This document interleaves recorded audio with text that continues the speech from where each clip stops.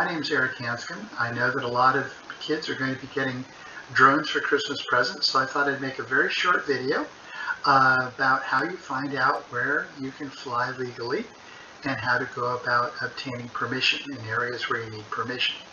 So I'm going to use Carlsbad as the example since that's where I live, but the procedure here is applicable to anywhere that you want to fly.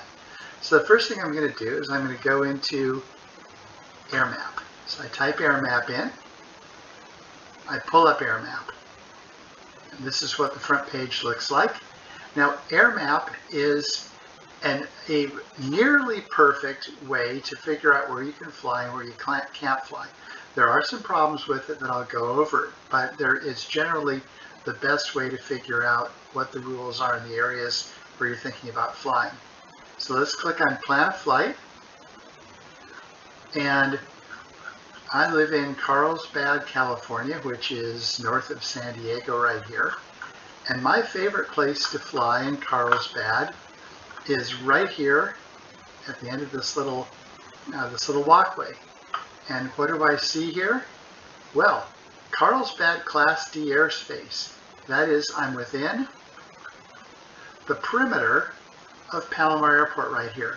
So it's telling me right now that I require FAA authorization. That's pretty easy to do through AirMap. And automated authorization available at or below 100 feet, which means that you don't have to call like you used to. In the old days, you had to call ATC and pull them away from their business and say, hey, I'd like to fly my drone. And they'd say, okay, be safe. Get off the phone quickly, because they have better things to do. Now you can do it automated, and it's saying here at or below 100 feet. So this 100 feet means that unless I have a waiver or some other exemption from the rule, that I've got to keep my drone 100 feet or below.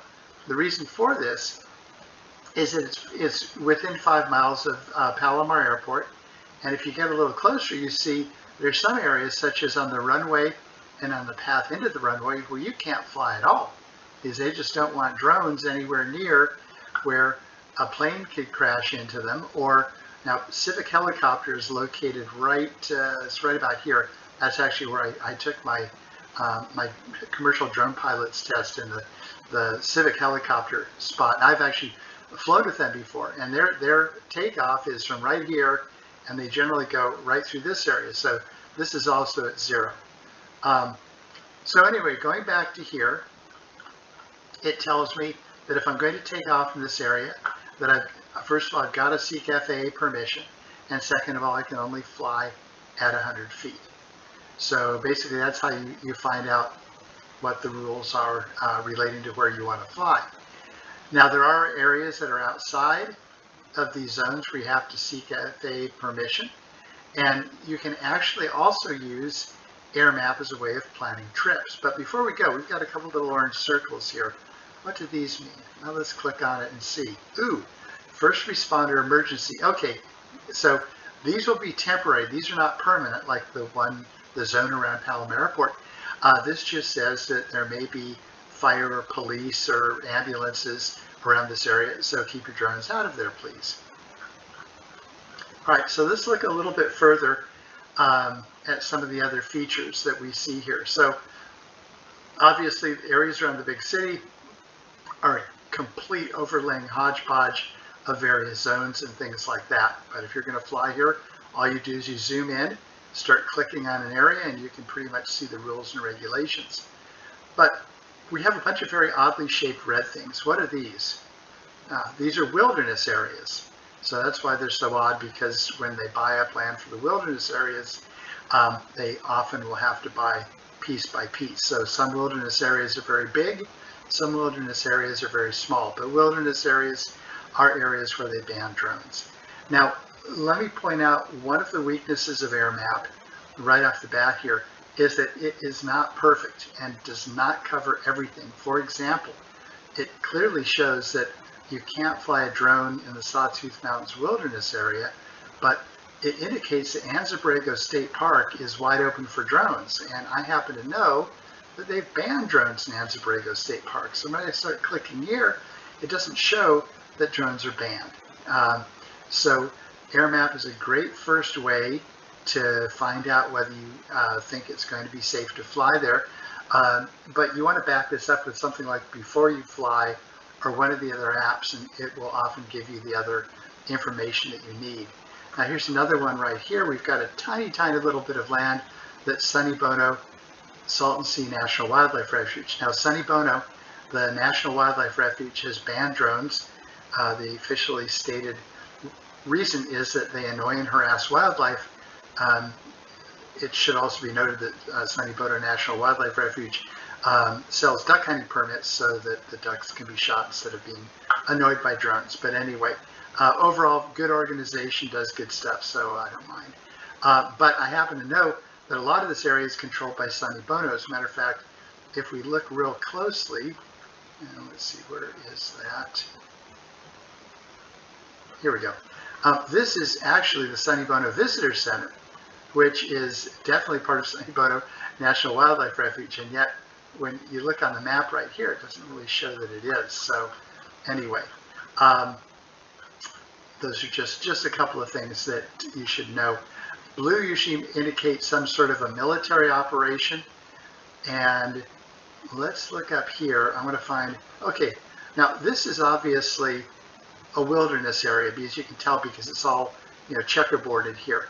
But this is like a big trapezoid. What is this? So we click on it, TFR, to provide a safe environment for firefighting operations.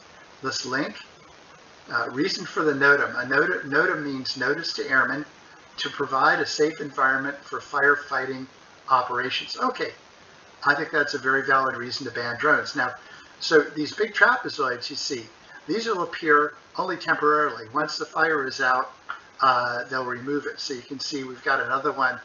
At the time I'm recording this video, we have fires all over California and Oregon and Washington. So you see there's another one here. There'll be another one up in the Sierras, I'm sure. Yeah, there's one. There's another. Oh, there's a whopper right there.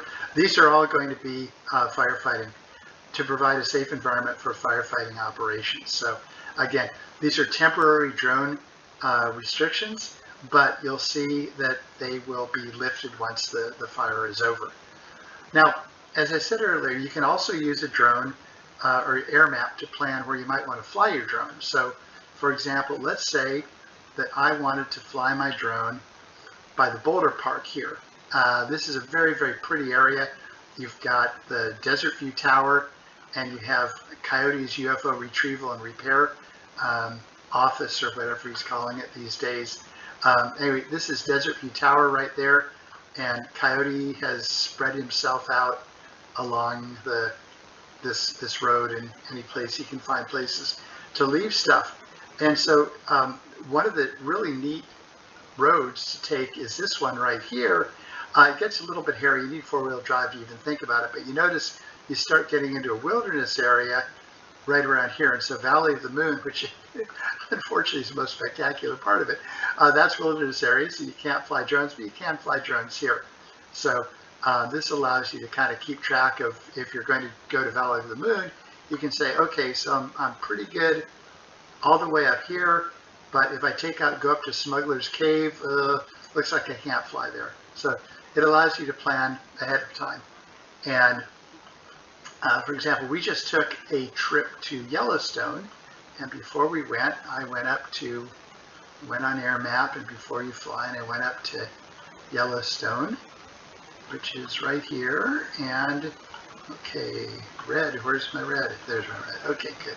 Yeah, I didn't think that the National Park Service has suddenly lifted the ban on drones. I wish they had, but they haven't. So anyway, Yellowstone National Park shows up in red. Grand Tetons is right down here. It's in red as well. And then here's the Jackson Hole Airport. So if you want to fly in the mountains near Yellowstone, you can use AirMap to look. Okay, let's see. All right, what about, oh, look at this road. Okay, this is right on the other side of the, there's the Welcome to Montana sign. I was just here a few weeks ago. And so I looked at this ahead of time and thought, okay, you go up this road, you got a meadow, maybe some animals there, another meadow here, looks like a dry lake bed. This could be pretty cool flying. So I pull out, and okay, it looks legit. It looks like I can fly here.